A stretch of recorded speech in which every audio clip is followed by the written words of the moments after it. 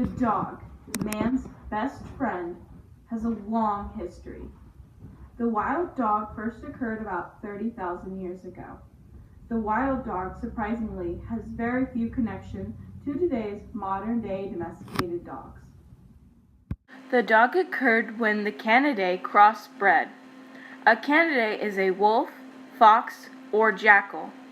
All these consumers are very alike, so when bred, it created the dog. Though how it was domesticated, there are many theories. The first theory, and most common theory, is the dog was domesticated by humans. The dog could smell the food in nearby villages, so they would often visit these villages. If a dog met a person, they would leave them alone. So over time, dogs and humans became friendly to one another. The first actual domesticated dog was a type of an ancient European Ice Age wolf. Though a different theory suggests there is no way we could domesticate a dog. It was very unlikely, for they ate about the same thing we did. Also, we actually tried to hunt the dog to extinction. It was the dog who tamed itself. The few dogs who could approach human and walk away became less aggressive, almost as if it was a new adaptation for them. Which is good, because if they didn't domesticate, we would have killed them off. Even though this theory may be true, some biologists suggest another theory, that when the Canidaes crossbred, it did not only create the dog, but over time created a domesticated dog.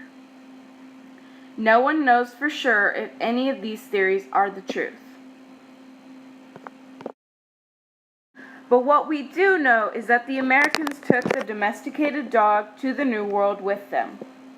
According to Dr. Wayne, a biology professor, dogs are the only domesticated animals that had an Old World and New World. When they were brought to the New World, their life didn't matter much. The dog needs food, but with little supplies, they slowly started to die. They were also used as an emergency food supplies for human, even though we depended on them a lot for hunting.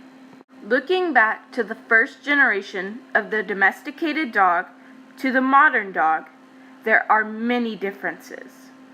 The dog is so domesticated now that they can easily understand human emotions more than any other animal.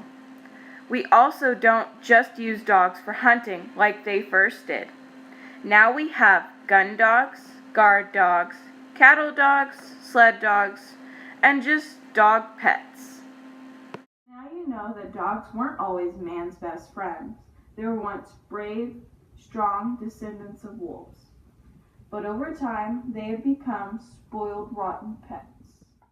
Without the domestication of the dog, we would be a lot different. We would not have had a companion to help hunt when we needed food, or a friend to discover new land with. Though we do not know exactly how the dog domesticated, we at least have an idea, or theories. All three theories match up and make sense. But who knows? Maybe all three of them are wrong. All we do know is that the dog will never be like it once was.